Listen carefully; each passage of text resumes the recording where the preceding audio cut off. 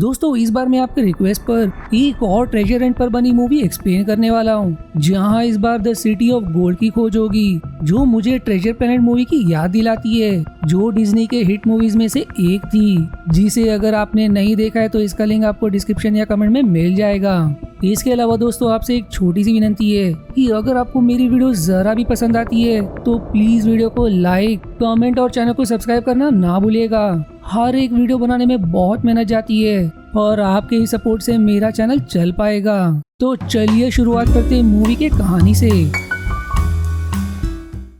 Film की शुरुआत 1600 century Spain के एक शहर से होती है, जहाँ के भीड़ भाड़ में हमें दो चेहरे मिगेल एंड तूलियो दिखाई देते हैं, जिसमें तूलियो दिमाग से तेज और मोर प्रैक्टिकल, तो वहीं मिगेल दिल से काम लेता है। पर ये दोनों भी लोगों को ठगने का काम करते हैं और आज भी उनका लग उनके साथ है, क्योंकि एक शहरी उनके क्रैब्स यानी कि डाइस गेम में फंस जाता है और अपना सारा पैसा हार बैठता है। पर फिर वो एक आखिरी राउंड में एक गुप्त नक्शा दांव पर लगा देता है, जो माना जाता है कि the legendary the city of gold यानी कि एल्डोराडो के रहस्यमय खजाने का नक्शा है। हालांकि उन्हें इस पर इतना यकीन नहीं, फिर भी वो अपना सारा जीता हुआ पैसा दांव पर लगा देते हैं और भाग्य से वो जीत भी जाते हैं। पर आखिर में उनकी चोरी पकड़ी जाती है और सिंस वो वांटेड भी थे, इसलिए शहर के सिपाही उनके पीछे पड़ जाते हैं, इसलिए उन्हें दुम दबाकर भागना पड़ता है। पर दोनों भी शातिर सिपाहियों को चकमा देने में सफल हो जाते हैं और आखिर में एक अनजान जहाज पर सवार हो जाते हैं। लेकिन उन्हें क्या पता कि जिसे उन्होंने लूटा था वो उन्हीं के जहाज पर सवार हो गए हैं, जिनका मालिक उन्हें कैद कर देता है। यहाँ में ये भी समझ आता है कि उनका लीडर खुद द सिटी ऑफ गोल्ड के तलाश में निकला है, जो अपना सफर खत्म करने के बाद दोनों को मारने के विचार में है। दोनों भी अब बुरी तरह से कैद, इससे पहले कि उनका सिर धड़ से अलग कर दिया जाए। मिगेल एक घोड़े को सेब के बदले लूर करके जेल की चाबी निकलवा लेता है, यानी कि घोड़ा भी इनकी तरह तेज है। इसलिए रात होते ही दोनों चोरी छुपे एक छोटे नाव से निकलने लगते हैं, पर घोड़े के शोर के कारण उनका प्लान चौपट हो जाता है।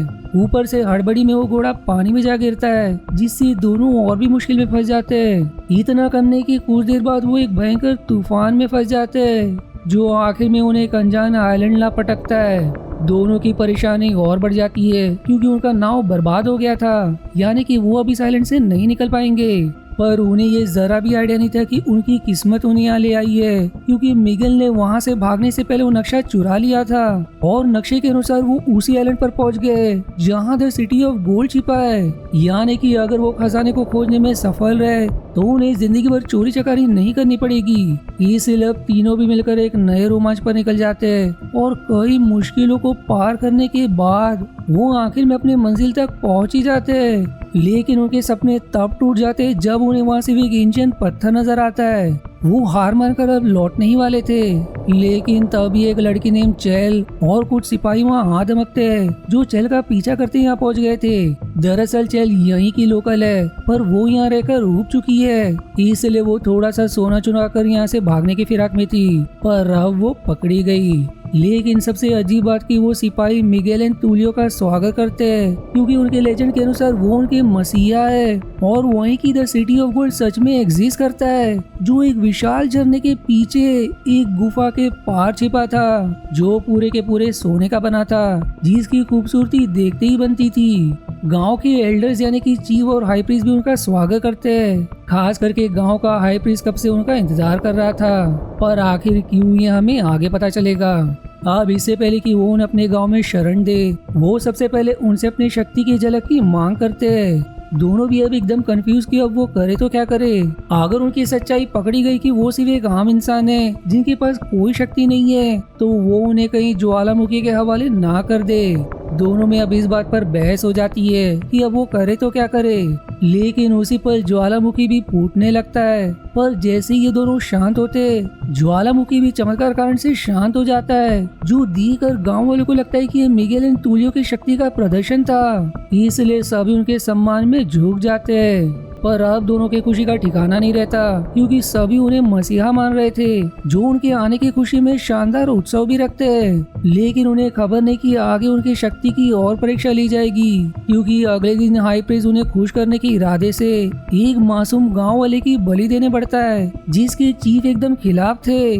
पर वो हाई प्रीस्ट को रोक भी नहीं सकते थे, क्योंकि वो लेजेंड्स के हिसाब से खुद को मसीहा का दूत मानता है। पर मिगेल एंड तुलियो को भी यह मंजूर नहीं था, इसलिए वो हाई प्रीस्ट को बहला फुसाकर उसे ऐसा करने से रोक देते कि वो बलि पर विश्वास नहीं करते।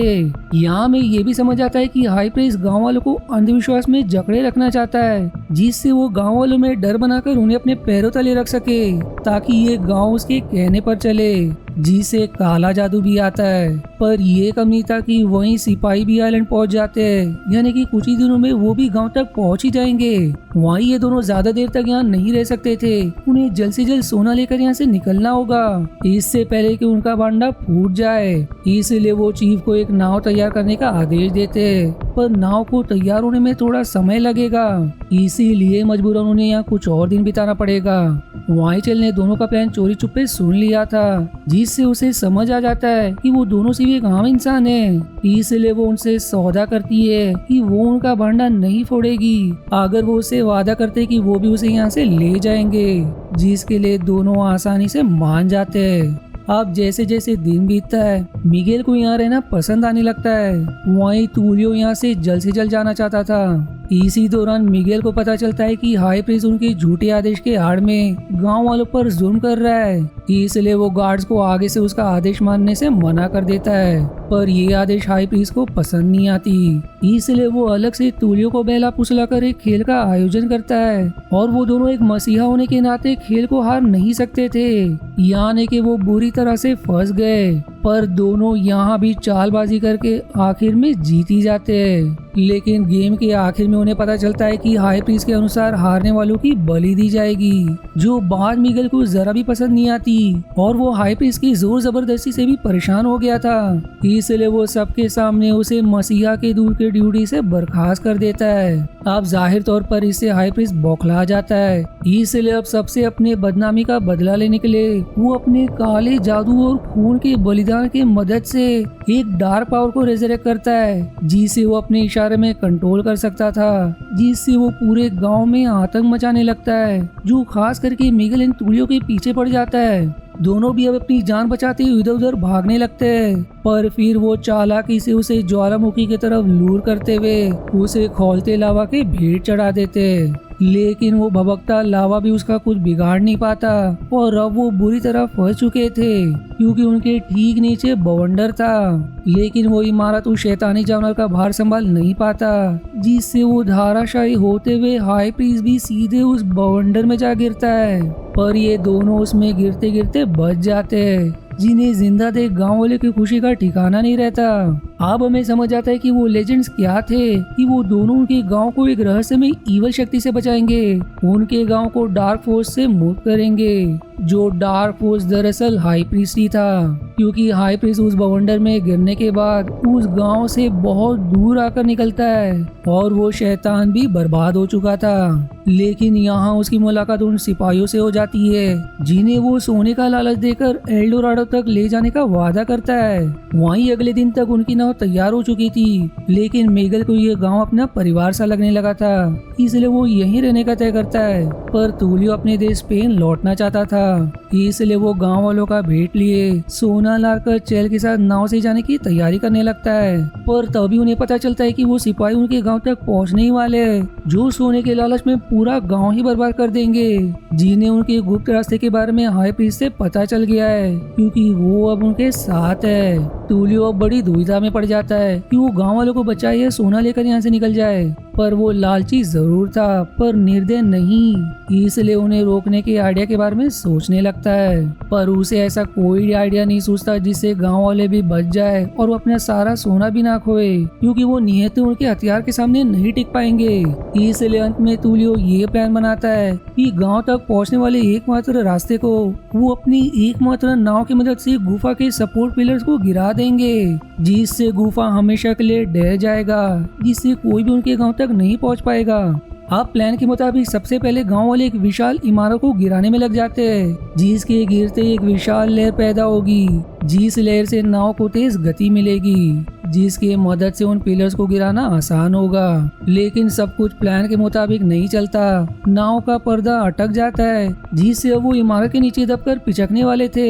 इससे पहले कि ऐसा हो, मीगल अपने भाई समान दोस्त को बचाने के लिए लंबी छलांग लगाकर नाव के पर्दे को खोलने में सफल रहता है, पर अब वो खुद वापस नहीं जा सकता था, क्योंकि उसके तुरंत बाद उस इमारत के गिरने से एक तेज लहर के साथ नाव तेजी में गुफा की तरफ बढ़ने लगती है, और फिर आखिर में तीनों भी नाव को तिरछा करके गुफा ढेर करने में सफल हो जाते हैं, जिससे एल्डोराडो तक पहुंचने का एकमात्र रास्ता बंद हो जाता है। सिपाही भी अब उसी समय वहां पहुंच जाते हैं, पर उन्हें एल्डोराडो का नामो निशान नजर नहीं आता। इससे उन्हें लगता है कि हाई प्रीस्ट ने उनके साथ गंदा मजाक किया, इसलिए वो उसे अपने गिरफ्त में लेकर आइलैंड छोड़कर जाने लगते हैं, जिसे चारों भी जाते देखते हैं। अब हालांकि तूलियो को कोई सोना नहीं मिला, पर इंसानियत के चलते उन्होंने एक अच्छा काम किया। वहीं उसे एक नई पार्टनर भी मिल गई है, क्योंकि चेल उसे पसंद करती थी। इसलिए वो चारों एक नए रोमांच एल्डोराडो तक फिर से पहुंचने के दूसरे रास्ते की तलाश में निकल पड़ते हैं, ताकि वहां पहुंचकर एक और नाव का बंदोबस्त किया जा सके, जिससे वो आइलैंड से निकल सके।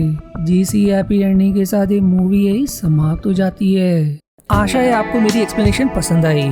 यदि हाँ तो प्लीज वीडियो को लाइक करना और चैनल को सब्सक्राइब करके सपोर्ट करना ना भूलें। मिलते हैं अगले एक्सप्लेनेशन वीडियो में, तब तक के लिए धन्यवाद दोस्तों।